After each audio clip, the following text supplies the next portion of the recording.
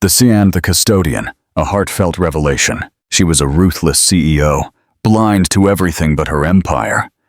He was the quiet night custodian, a man with a hidden past. Their worlds shouldn't have collided until her daughter's broken heart brought them together. But what if his past was far more dangerous than she could ever imagine, and yet exactly what they needed? If you believe true connections defy all expectations, hit the like button and subscribe for more stories that reveal the extraordinary in the ordinary. Ms. Davies! Sarah rushed down the hallway, her heels echoing against the marble. Your daughter! Isabella looked up from her laptop. Her heart raced at the panicked expression on her assistant's face. What happened to Sophie? She stood up immediately, knocking over her coffee cup. I found her crying in the 12th floor hallway. She says some kids from the accounting firm made fun of her because she doesn't have a dad. Isabella felt a pang in her chest. She had been avoiding this moment for 2 years, hoping Sophie was too young to understand their family situation. Where is she now? With the night custodian. He comforted her. Isabella frowned. It was past 8 in the evening. Most of the staff had already left. She couldn't recall seeing the night custodian, except in passing. They rode the elevator down to the 12th floor, where Isabella expected to find her daughter in floods of tears. Instead, she was met with a scene that left her speechless. Sophie was sitting on the floor next to a man in his late 30s, dressed in the green uniform of the cleaning service. Papers were scattered around them, and both were laughing as they folded paper airplanes. Look, Soph, this one is called the Andean Condor, the man said with a soft Colombian accent. In my country, they fly so high they touch the clouds. Really? Sophie's eyes sparkled with excitement. And have you seen them? Of course, little one. When I was a boy, my grandfather used to take me to the mountains and— Sophie, Isabella interrupted, her voice sharper than she intended. Both looked up. The man immediately stood, with a natural elegance that contrasted with his work uniform. Ms. Davies, he said with respect, but without subservience. I'm Mateo Garcia, from the night service. Your daughter was a little sad, but she's better now. Right, Soph? Sophie hugged the paper airplane as if it were a treasure. Mommy, look what Mateo taught me. It's a condor that flies all the way to heaven where Daddy is. Isabella felt a lump in her throat. She had spent months avoiding talking about David with Sophie, and this stranger had managed to get her daughter to talk about it naturally. Thank you, she murmured awkwardly. Sophie, gather your things. It's time to go. But, Mommy, Mateo was going to tell me about the hummingbirds that live in the flowers. Another time, Mateo smiled at the girl. The hummingbirds will be there when you come back. Isabella watched him help Sophie gather her school supplies with paternal care. There was something in his gestures, in the way he spoke to her daughter, that both unsettled and reassured her. How long have you worked here? She asked as she waited for the elevator. 3 months, ma'am. Night shift, from 8 to 6 in the morning. And how does my daughter know you? Mateo exchanged a look with Sophie, as if they shared a secret. Sometimes the little one stays awake while you work late. We've bumped into each other a couple of times in the hallways. Isabella realized she had been so engrossed in her meetings and reports that she hadn't known how her own daughter spent her evenings. A wave of guilt washed over her. In the elevator, Sophie whispered to Mateo, "Tomorrow you'll teach me how to make the paper hummingbird, if your mommy agrees." Isabella was about to automatically refuse, but something in Sophie's hopeful expression stopped her. It had been a long time since she had seen her daughter so animated. "We'll see," was all she managed to say. The next few weeks, Isabella tried to leave the office earlier, but the demands of her tech company were relentless.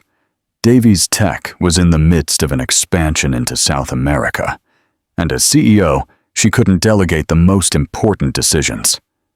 One Friday night, While reviewing contracts in her office, she realized it was almost 11. Sarah had already left, and the building was practically empty. She left her office to look for Sophie and found her in the waiting area, but she wasn't alone.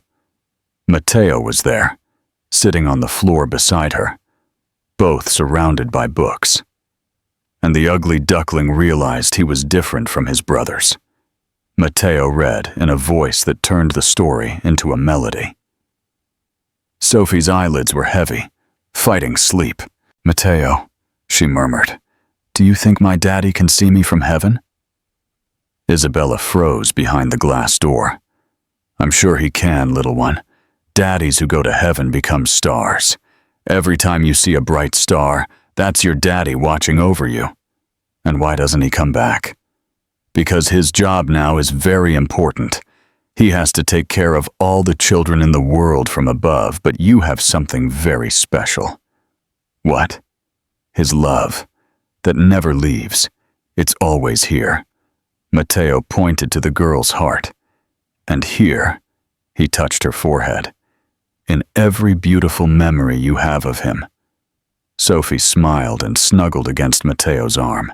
Isabella felt something break inside her chest. This man had achieved in minutes what she hadn't been able to do in 2 years. Help her daughter process her father's death. She continued watching from the shadows as Matteo covered Sophie with his work jacket and sat down to watch over her sleep. He picked up a book from the table and began to read. Isabella squinted to see the title, Advanced Pediatric Cardiology. Her heart skipped a beat. What was a custodian doing reading specialized medical texts? Matteo looked up as if he had sensed her presence. Their eyes met through the glass, and for a moment, Isabella felt as if he could see directly through all her defenses, into the most vulnerable corners of her soul. She approached slowly, quietly, so as not to wake Sophie. "Do you always look after your boss's daughters?" she asked in a low voice. Matteo closed the book and stood carefully. "Only when they're alone and need someone to listen." His words were like an arrow directly to Isabella's heart. She realized her daughter had been alone many more times than she allowed herself to acknowledge. "What were you reading?" she asked, pointing to the book. For the first time, she saw a flicker of discomfort in Matteo's eyes. "Just something I found around. I like to read." Isabella knew he was lying, but something in his expression told her it wasn't a malicious lie. It was the kind of lie people tell when protecting something too painful to share. She picked Sophie up in her arms, and the girl murmured, half asleep, "Thank you, Matteo. Tomorrow I want you to tell me about the golden hummingbird." "Rest, princess," he whispered, adjusting a lock of the girl's hair. As they waited for the elevator, Isabella realized that something fundamental had changed that night.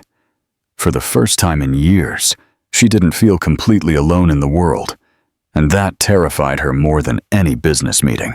What do you think Matteo's secret past truly holds? And why is Isabella so terrified of not feeling alone? Share your predictions in the comments below. Don't forget to like this video and subscribe for more unexpected twists. Isabella woke up Saturday with the image of Matteo reading medicine etched in her mind. As she prepared breakfast, she watched Sophie drawing at the kitchen table. "What are you doing, my love?" "It's for Matteo." Sophie held up the drawing.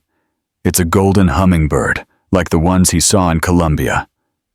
Isabella came closer to see the drawing.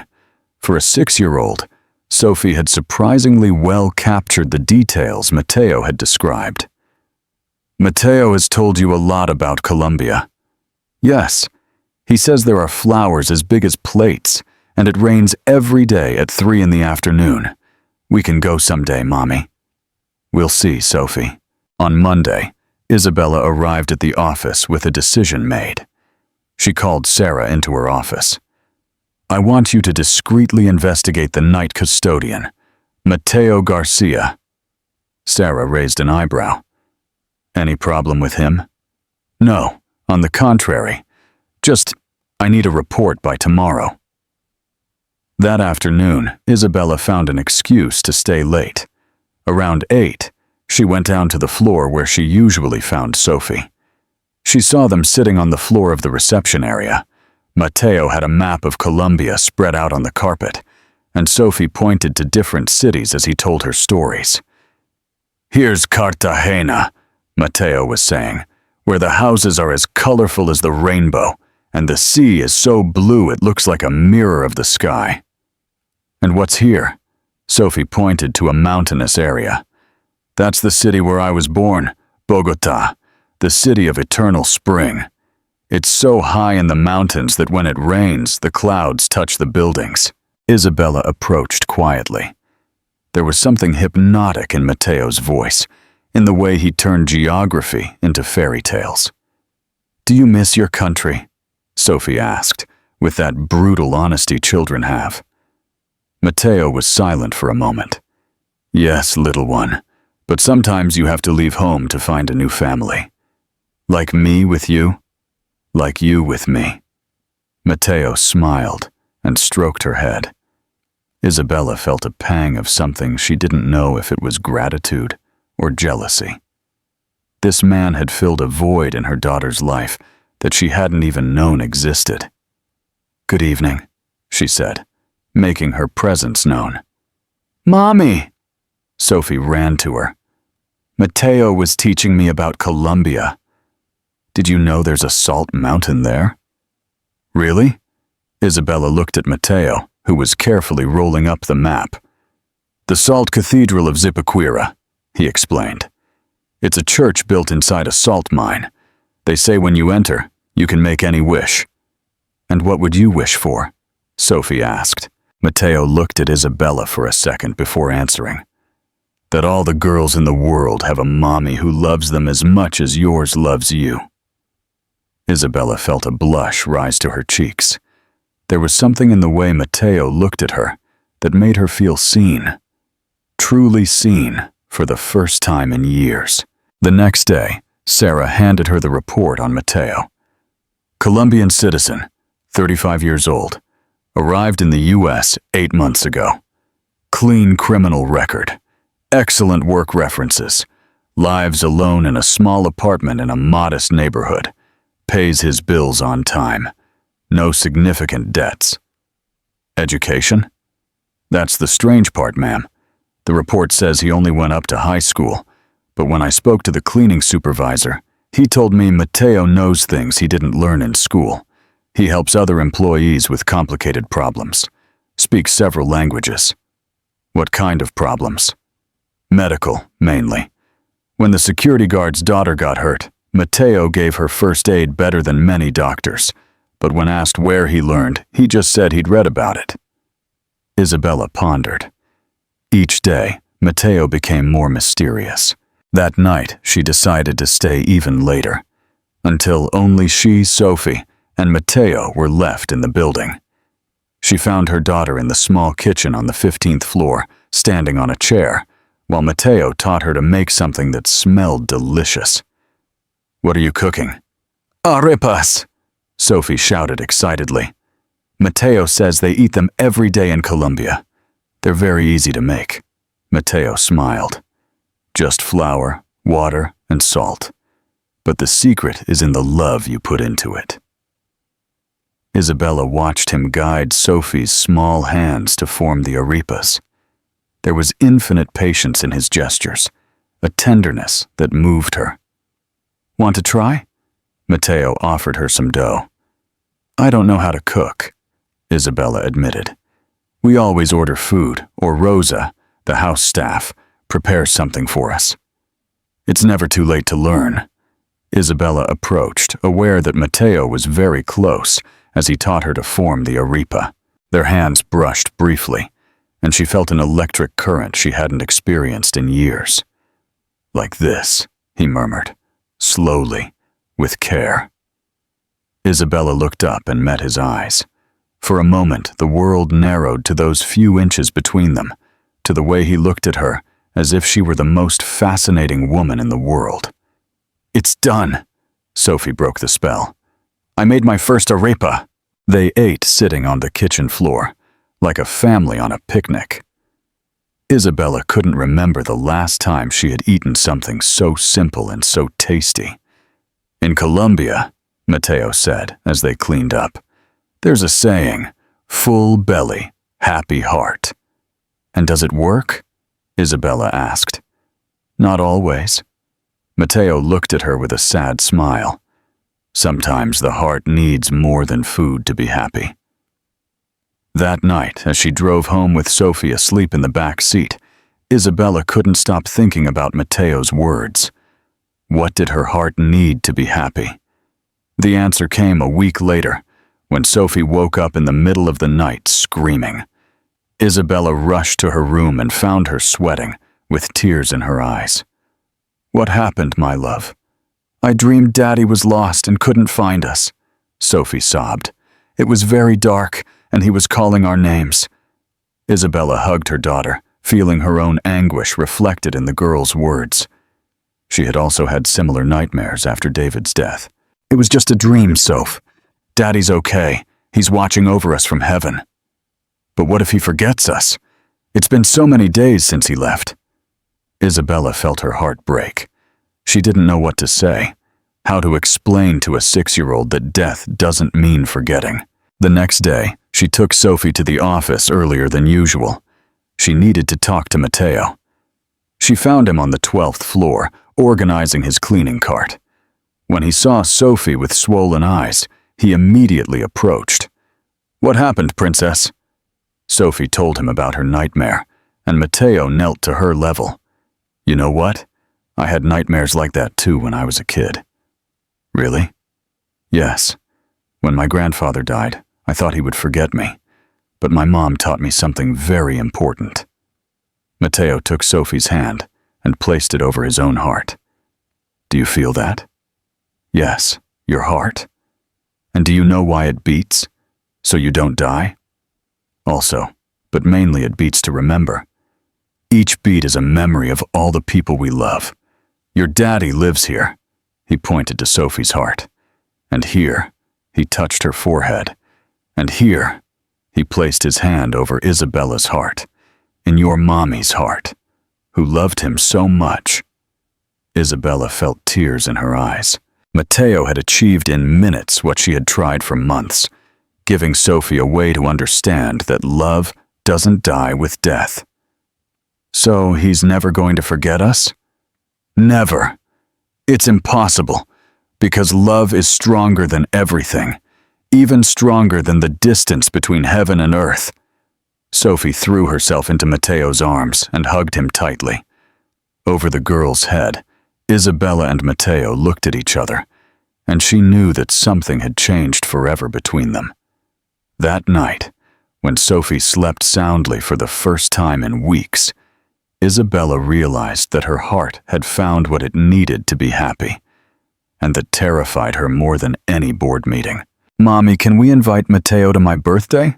Sophie asked at breakfast, with that naturalness only children have for impossible requests. Isabella almost choked on her coffee.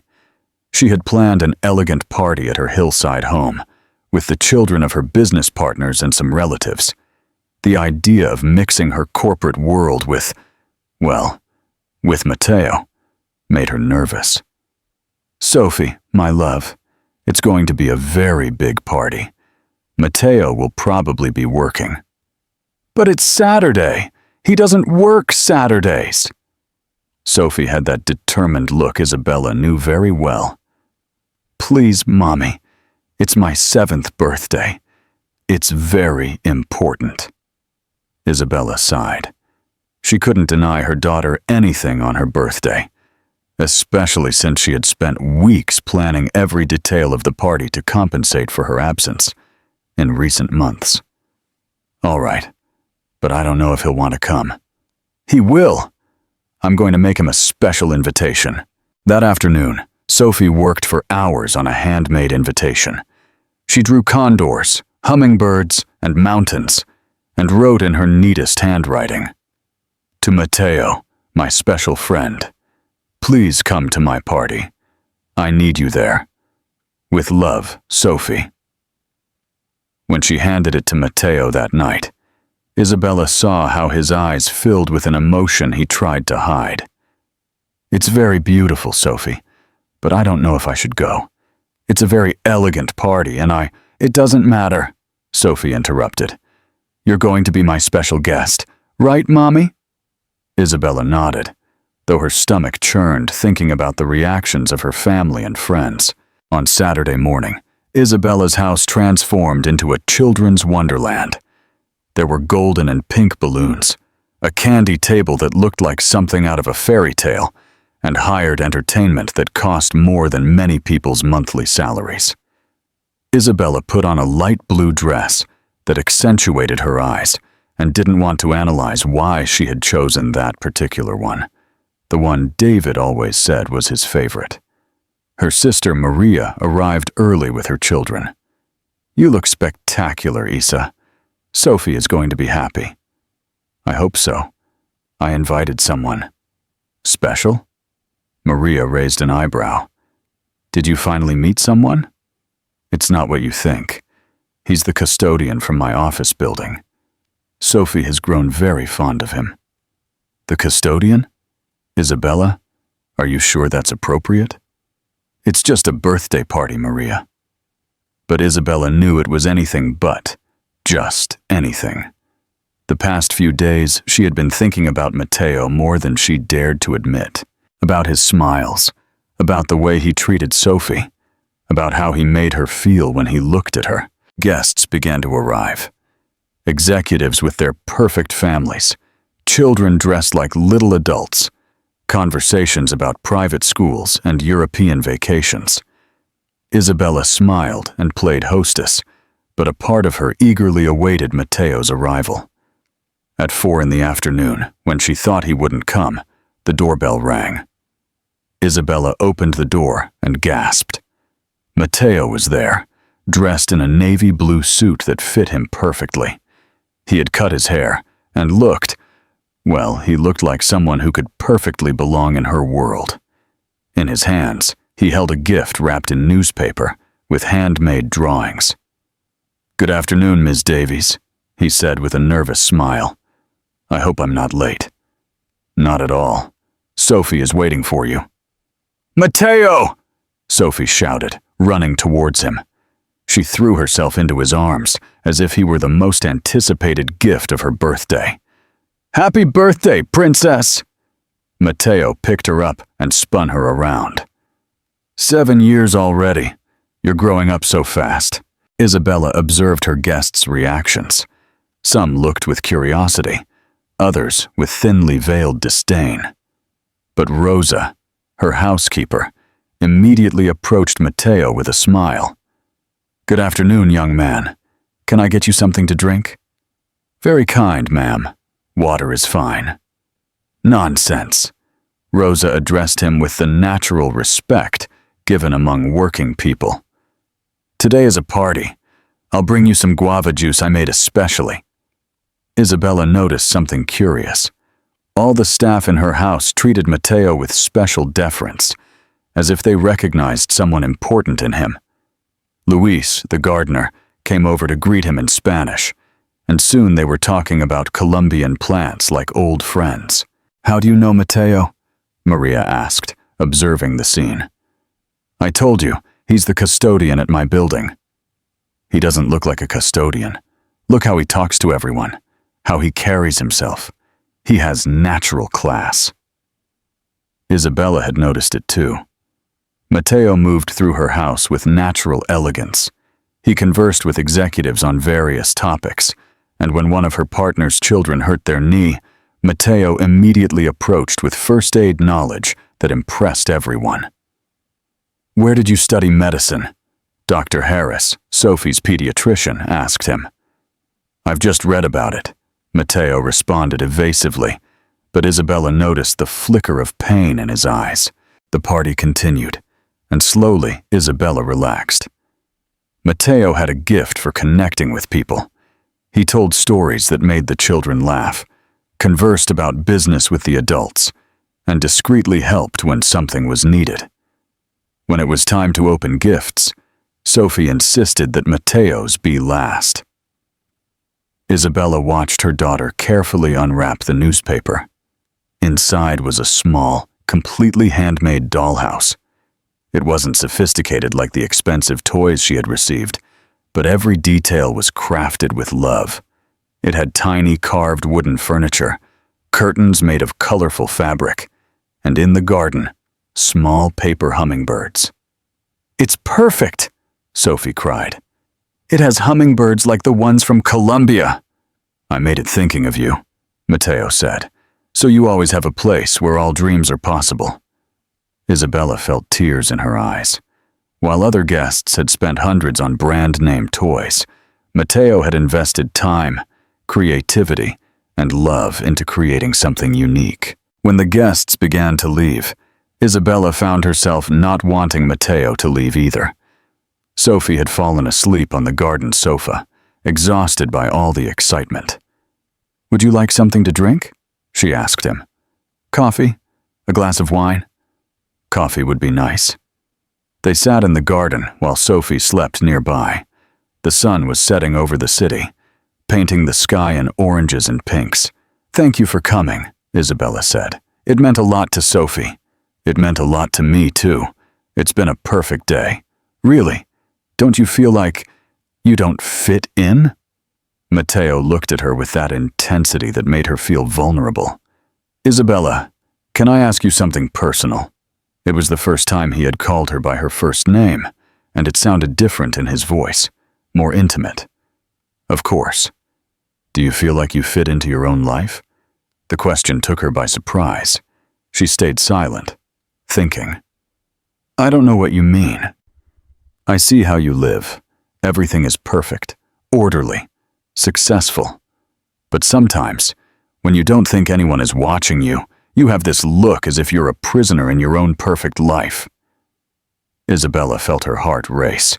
No one, not even David when he was alive, had been able to see her so clearly. "It's not that simple. I have responsibilities, a company to run, a daughter to support." "And what about you? When was the last time you did something just because it made you happy?" Isabella fell silent. She couldn't remember. "And you?" she countered. "Are you happy cleaning offices when it's obvious you could do so much more?" It was Matteo's turn to be silent. A shadow crossed his face. "Happiness is a luxury not all of us can afford, Isabella." "Why not? Why do we sometimes make such big mistakes that we don't deserve to be happy?" There was so much pain in his voice that Isabella felt the urge to comfort him, to ask him what had happened. But before she could, Sophie woke up crying. "Mommy, I can't breathe!" Isabella rushed to her daughter and was alarmed to see Sophie was pale and sweating. Her breathing was labored. "What's wrong with her? What's wrong with her?" Isabella panicked. Matteo was by her side in seconds. He placed his hand on Sophie's forehead. Then he checked her pulse with precise, professional movements. "She's having an allergic reaction. Has she eaten anything new today?" "I don't know. There were many things at the party." Matteo carefully picked up Sophie and carried her inside, heading directly to the nearest bathroom. "We need cold water and a towel. Do you have any children's antihistamine?" "How do you know?" "Isabella, please, the medicine. Now." His voice had an authority she had never heard before. She ran to the medicine cabinet and returned with the medication. Matteo measured the exact dose and gave it to Sophie while placing cold compresses to reduce the swelling. "Everything will be fine, Princess. Just breathe slowly with me. Inhale, exhale." In 15 minutes, Sophie was breathing normally again, though still pale. "We should take her to the hospital to be sure," Matteo said. On the way to the hospital, Isabella couldn't stop thinking about how Matteo had handled the situation. Not like a custodian who had read about it, but like someone with real medical experience. When the emergency doctor confirmed that Sophie was fine and had only had a mild allergic reaction, Isabella felt relieved, but also more confused than ever. "How did you know exactly what to do?" she asked Matteo as they waited for Sophie to be discharged. Matteo avoided her gaze. Just lucky, I guess. Isabella knew he was lying, and for the first time, she realized she knew absolutely nothing about the man who had become such an important part of her daughter's life, and possibly her own. What shocking secret do you think Matteo is hiding about his medical past? And how will Isabella react when she discovers the full truth? Share your theories in the comments. Don't forget to like this video and subscribe for more dramatic revelations. Isabella didn't sleep that night.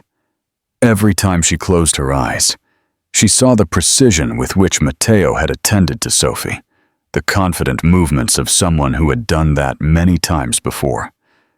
At 6 in the morning, she was already dressed and drinking coffee when Sarah arrived. "Good morning, ma'am. How is Sophie?" "Better, thank you." "Sarah, I need you to do something for me. I want you to investigate Matteo Garcia more deeply, his medical history, his studies in Colombia, everything you can find." "Did something happen, ma'am?" "Let's just say I'm starting to think there's a lot more to him than meets the eye."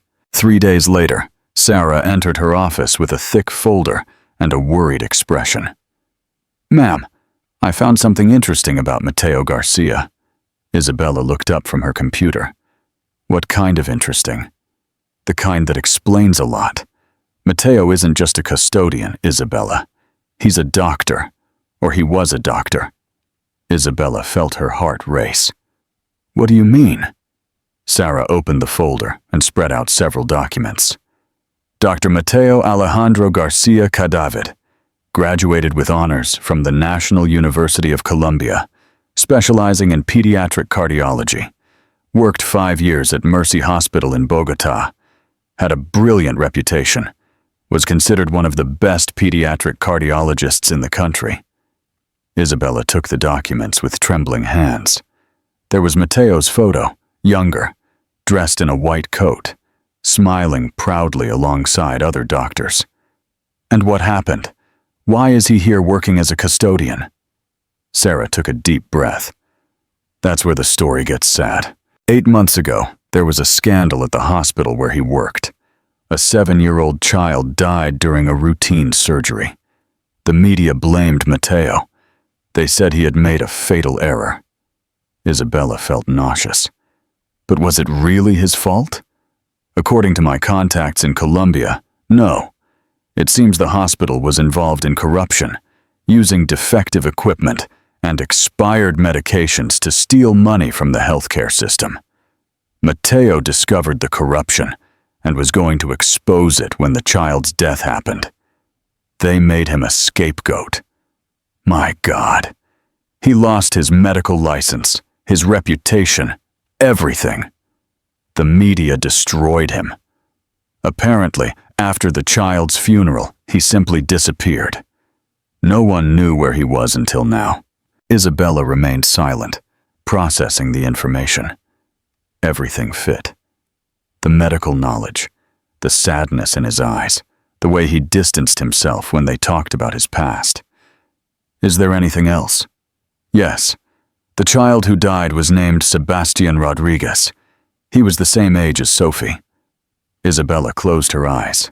Now she understood why Matteo treated Sophie with such desperate tenderness, as if he were trying to save something he had lost. That night, she waited for everyone to leave the building before going to look for Matteo. She found him on his floor, slowly cleaning the windows while looking out at the city. "We need to talk," Isabella said. Matteo tensed without turning. "About what?" "About Dr. Matteo Alejandro Garcia Cadavid." The rag fell from his hands. He turned slowly, and Isabella saw deep resignation on his face. "How much do you know?" "Enough." "Why didn't you tell me the truth?" Matteo sat heavily in a chair. "What truth, Isabella? That I was a doctor, that I killed a child, that I fled my country like a coward. You didn't kill anyone. It was the hospital's corruption. Do you believe that?" Matteo looked at her with eyes full of pain. "I was the surgeon, My hands were the ones that couldn't save him. It doesn't matter who else is to blame. At the end of the day, Sebastian Rodriguez died on my operating table. Isabella approached and sat across from him. Is that why you came to the U.S.? To hide? I came to disappear, to stop being the doctor who killed an innocent child. But you didn't disappear. You found Sophie. Matteo smiled sadly. Sophie found me. And when I saw her, when I saw those eyes full of life, I couldn't help it. It was as if Sebastian had sent me a second chance. A second chance for what? To protect a child. To not fail again. Isabella felt tears in her eyes. Matteo, you didn't fail Sebastian, and you're not failing Sophie. You're the best thing that has happened to her since her father died. Do you really believe that? I know it. They remained silent for a moment. Finally, Matteo spoke. At first I thought if I could take care of Sophie, if I could make sure she was okay, maybe I could forgive myself. But now what? Now I realized it wasn't just for Sebastian. It's for her. It's for you. You became my family without me even realizing it. Isabella felt her heart race. Matteo, I know it's impossible. A millionaire CEO and a custodian with no future, but I couldn't help falling in love with you two. The words hung in the air. Isabella felt as if the world had shifted on its axis. Falling in love? Forgive me. I shouldn't have said it. I know I'm just the custodian who takes care of your daughter while you work. Isabella stood up abruptly. Do you think that's what you are to me? It's not. Matteo, Isabella stopped. The words she wanted to say terrified her as much as what she felt. I have to think about it. This is too complicated. She saw the pain in Matteo's eyes, but he nodded. I understand. The next few days were torment for Isabella. Her family and friends, who had heard rumors about something between her and the custodian, began to pressure her. Isabella, please tell me you're not considering anything serious with that man, her mother told her during lunch. Think about your social position, your company, Sophie. What does Sophie have to do with this? A child needs stability, not a man who appeared out of nowhere. What do you really know about him? How can you trust someone like that? I trust him more than many people in our social circle. That's exactly what worries me. You're losing your judgment. Maria was more direct. Isa, be realistic. What future can a custodian offer you? You already have everything. Money, position, respect. Is it worth risking that for what? For a romance? But it was Sophie who confused her the most. The girl had noticed that something had changed. Mommy, why is Matteo sad? Did I do something wrong? No, my love, you didn't do anything wrong. Then why doesn't he come to see us like before? Isabella didn't know what to answer. Since their conversation, Matteo had maintained professional distance. He was cordial, but cold. Isabella could see how that affected Sophie. One night, her daughter couldn't take it anymore. I want Matteo to be my daddy, she screamed during a tantrum. He loves me more than all of you. Sophie, don't say that. It's true. You only talk about money and what people will think. Matteo talks to me about important things, like stars and dreams, and why it's important to be a good person. Isabella froze. Her 7-year-old daughter had articulated exactly what she had been feeling. The next day, she arrived at the office determined to talk to Matteo, but Sarah intercepted her with devastating news. Ma'am, Matteo submitted his resignation this morning. His last day is tomorrow. What? Why? Sarah handed her a letter. Dear Ms. Davies, I have decided to return to Colombia to try to rebuild my life and career. I understand that my presence here has caused complications you don't need. I want you to know that meeting Sophie has been the greatest gift of my life. She reminded me that kindness still exists in the world, and that it's worth fighting for the things we love. Take great care of that extraordinary child, and take care of yourself, too. With all my respect and affection, Matteo." Isabella felt her heart break. She rushed to the elevators, but the receptionist stopped her. "Ms. Davies!" Mr. Garcia already left. He said he couldn't say goodbye because it would be too difficult. That night, Isabella had to face a heartbroken Sophie. "Did he leave forever?" the girl asked with tears in her eyes. "I don't know, my love. Why did he leave? Doesn't he love us anymore?" Isabella hugged her daughter, feeling her own broken heart. "I think he left precisely because he loves us very much." And at that moment, Isabella realized she had made the biggest mistake of her life. She had let fear and the opinions of others drive away the man who had brought light back into her life and her daughters. But maybe it was too late. Can Isabella find Matteo before it's truly too late? Will Sophie ever get her daddy Matteo back? Comment your hopes below. And if you're cheering for this family, give us a like and hit subscribe for the emotional conclusion. Isabella spent the next few days in a spiral of sadness and guilt. Sophie refused to eat. She cried at night, asking for Daddy Matteo, and her school performance plummeted. Isabella realized it wasn't just her own heart that was broken. She had broken her daughter's too. "I need to find him," she told Sarah one morning. "I need all the information you can get on flights to Colombia. Where could he be?" "Ma'am, I already tried to track him. There's no record of him taking any flight to Bogota." Isabella frowned. "What do you mean?" "I checked all airlines. Matteo Garcia hasn't left the country." Isabella's heart raced. "Then where is he?" Sarah smiled slightly. "That's where it gets interesting. I made some calls, and it turns out someone with his name enrolled in an accelerated medical revalidation program at General Hospital." Medical revalidation? For foreign doctors who want to practice in the U.S., it's an intensive 6-month program, very expensive, very demanding. Isabella felt a mix of hope and admiration. "Where is he living?" "In a tiny apartment near the hospital. He works nights at another building to pay for the program and his expenses." "How do you know all this?" Sarah smiled more broadly. "Because Rosa, your housekeeper, has a cousin who works at the hospital. Small world, right?" Isabella stood up immediately. "Cancel all my appointments today." "Are you going to look for him?" "I'm going to bring home the man my daughter and I love." She arrived at General Hospital at 2 in the afternoon, asking about the medical revalidation program. The information nurse directed her to the pediatrics area, where the program students did their practical training. Isabella went up to the 5th floor, her heart pounding so hard she thought everyone could hear it.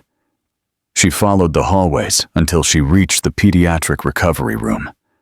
Through the glass window, she saw him. Matteo was sitting beside the bed of a 5-year-old boy, reading him a story. The boy had bandages on his chest, evidently after heart surgery, but he was smiling as he listened to the story. Isabella watched the scene, feeling her eyes well up. Matteo hadn't stopped being a doctor in his heart.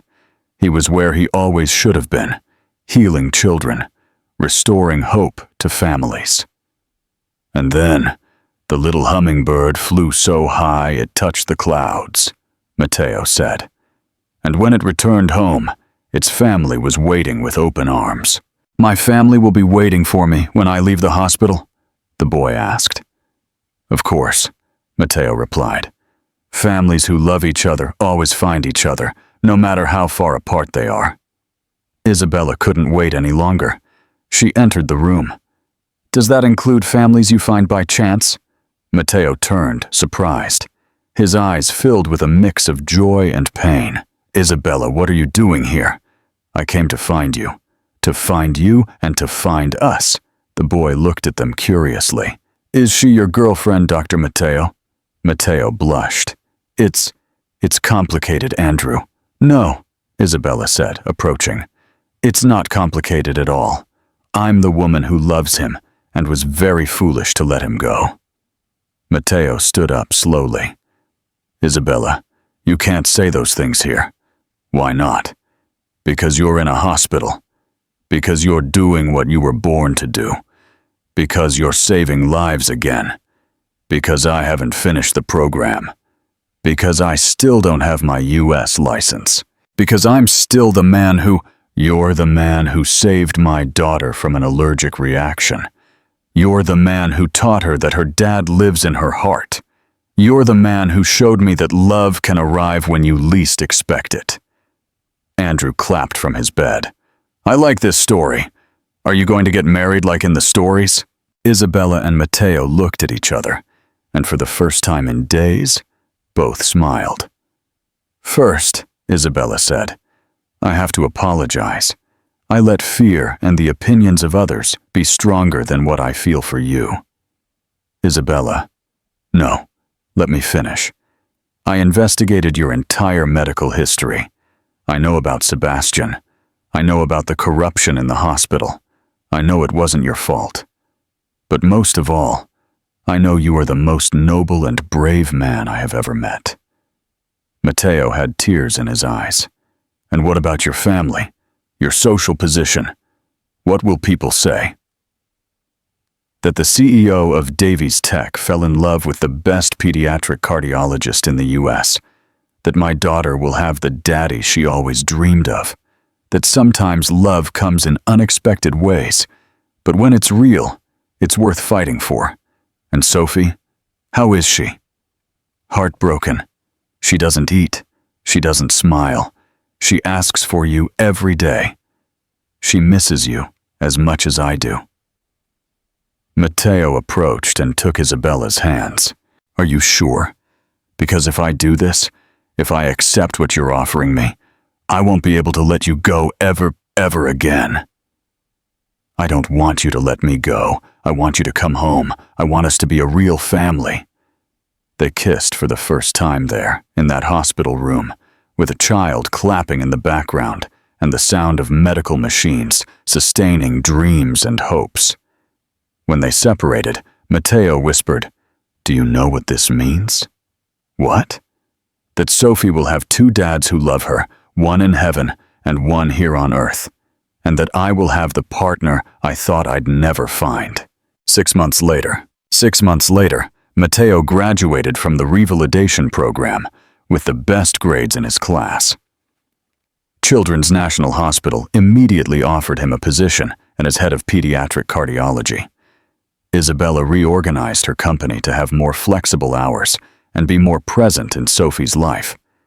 She discovered that she could be a successful CEO and a dedicated mother at the same time. The wedding was in her garden, an intimate ceremony with close family and friends. Sophie was the maid of honor, dressed in a yellow gown that matched the colors of Columbia. Do you promise to love my mommy forever? Sophie asked Matteo during the ceremony. I promise to love her and you forever, Matteo replied. And do you promise never to leave again? I promise we will always be together, like a real family. Sophie smiled and officially declared, Then now you're my daddy of the heart. There wasn't a dry eye at the ceremony. The story ended as it had begun, in a hallway. But this time it was the hallway of their new home, where Isabella found Matteo and Sophie sitting on the floor, making paper airplanes and planning a trip to Colombia so Sophie could learn about her new family's roots. What are you thinking about? Matteo said, wrapping his arms around them. That sometimes the best things arrive when you least expect them, and that families can be made in many ways, Sophie added. Right, Daddy? Matteo looked at her with eyes full of love. Absolutely right, Princess. Isabella watched them, finally complete. They had found something more valuable than all the money in the world. They had found true love, the kind that heals wounds, builds bridges, and turns 3 lonely hearts into an unbreakable family. 5 years later, Children's National Hospital, main conference hall. Dr. Mateo Garcia adjusted his blue tie, reviewing his notes one last time. In a few minutes, he would present the results of his research on congenital heart defects in Latin American children before the International Congress of Pediatric Cardiology. It was the most important moment of his rebuilt medical career. Nervous, Isabella appeared by his side, elegant in a gray suit that perfectly complemented her new position as Director of Corporate Social Responsibility at Davies Tech. "A little," Mateo admitted, taking her hand. "It's strange to be here after everything that happened."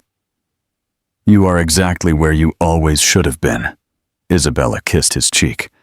"Saving lives and changing the world." The door opened, and Sophie rushed in, now a confident 12-year-old who knew she was deeply loved. "Dad!" she cried, throwing herself into his arms. "I just saw your picture in the newspaper. You're on the front page." Mateo picked her up, surprised by how much she had grown. "Really?" Isabella pulled out her phone and showed him the digital front page of the newspaper. "Dr. Garcia, from refugee to revolutionary, the Colombian doctor who is transforming pediatric cardiology in the U.S. "Look what it says here," Sophie read dramatically. "Dr. Mateo Garcia, who arrived in the U.S. 5 years ago under difficult circumstances, has developed a protocol that has reduced infant mortality from heart disease by 40%. His work is not only saving lives, but creating a new standard of medical care." Mateo felt tears in his eyes. 5 years ago, he thought his career was over forever. Now he was about to present a paper that could change the lives of thousands of children. "There's something else," Isabella said, with a mysterious smile. "A letter arrived for you this morning." She handed him an envelope with a Colombian postmark. Mateo opened it with trembling hands and read aloud. "Dr. Garcia, I am Sebastian Rodriguez's mother. I know years have passed since we lost our son, and I know you have suffered as much as we have for what happened. I want you to know that my husband and I never blamed you. We knew the hospital was corrupt, that the equipment wasn't working properly. You did everything you could to save our Sebastian. We have followed your work in the U.S. Seeing how you have turned your pain into hope for other children has given us much peace. Sebastian would be proud to know that his death was not in vain, that it led you to save so many other children. We want you to know that we forgive you completely, though there was nothing to forgive. And we hope you forgive yourself too. With love and respect, the Rodriguez family." Mateo couldn't finish reading. Isabella and Sophie hugged him as he cried tears of liberation he had needed to shed for 5 years. "It's okay, Daddy," Sophie whispered. "You can let the sadness go now." An hour later, Mateo stepped onto the podium before 500 doctors from around the world. He began his presentation, but after a few minutes, he paused. "Before I continue with the medical data, I want to tell you a personal story," he said. 5 years ago, I was a broken doctor. I had lost a patient. I had lost my career. I had lost faith in myself. I came to the U.S. thinking my life was over. The auditorium was completely silent, but in the most unexpected place, working as a custodian in an office building, I found a 6-year-old girl who taught me that second chances exist. I found a woman who showed me that love can heal everything. And I found a new family that helped me remember why I became a doctor." Mateo looked into the audience and found Isabella and Sophie in the front row. "This research isn't just mine. It's for every family who entrusted me with their child's life. It's for my wife, who reorganized her company to create a support program for low-income families with cardiac children. It's for my daughter, who reminds me every day that miracles are possible." The ovation was immediate and prolonged. When the presentation finished, dozens of doctors approached to congratulate him and ask about international collaborations. "How does it feel to be famous again?" Isabella asked him as they left the hospital. Does it feel good to be famous for the right reasons? Matteo smiled. But what truly makes me happy is going home to you two. Speaking of home, Sophie jumped excitedly. Can we tell Dad the surprise now? Isabella and Sophie exchanged knowing glances. What surprise? Isabella took his hand and placed it on her belly.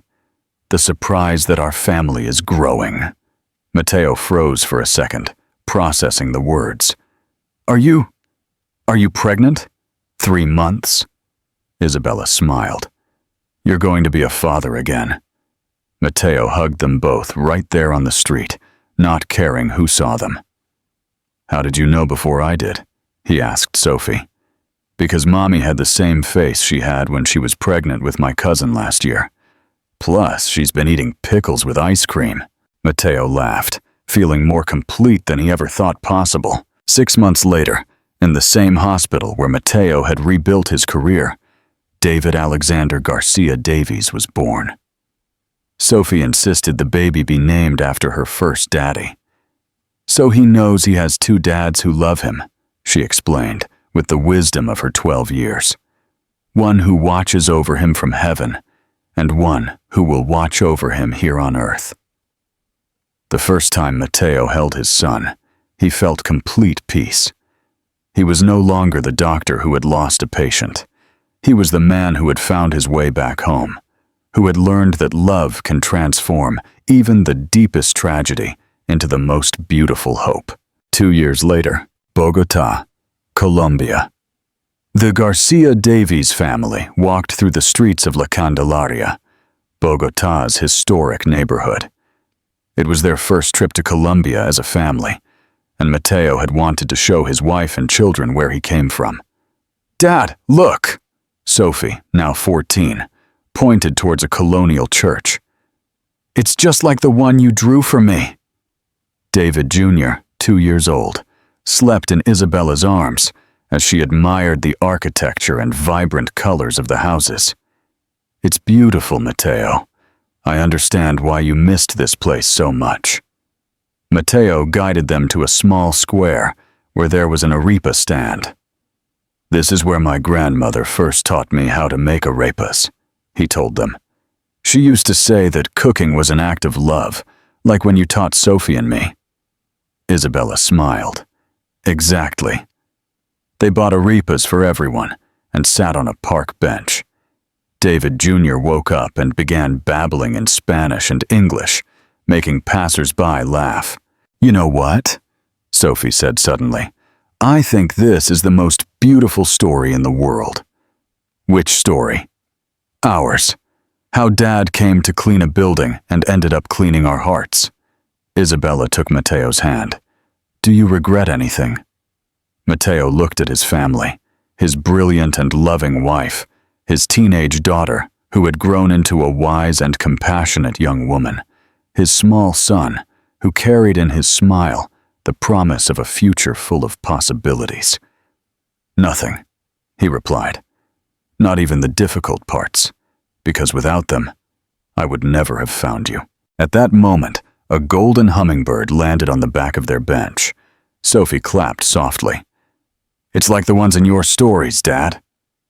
Yes, Matteo smiled, remembering all the nights he had spent telling Sophie about the hummingbirds of Colombia. In my country, we say that when you see a hummingbird, it means something magical is about to happen. What do you think is going to happen? Isabella asked. Matteo looked at them all, feeling a gratitude so profound it almost overwhelmed him. I think it already happened. I think the magic was finding each other. I think the magic is this: a family that was formed in the hallways of an office building, that grew in hospital rooms, and that is now here in my native country, being exactly what I always dreamed of, but never thought I deserved. The hummingbird flew towards the blue sky of Bogotá, and Matteo knew that somewhere Sebastián Rodriguez was smiling, knowing that his passing had led this doctor to find not only his redemption, but his home. What an incredible journey for Isabella, Matteo, and their family. This story reminds us that true love and family can be found in the most unexpected places, healing old wounds and creating new beginnings. If this inspiring tale touched your heart, give us a thumbs up and share it with someone who needs to hear about hope and second chances. Did you have a favorite moment in their story? Let us know in the comments below. And for more uplifting narratives, make sure to subscribe to our channel and hit that notification bell so you never miss an update. We'd love to know, what part of the world are you watching us from? Tell us in the comments.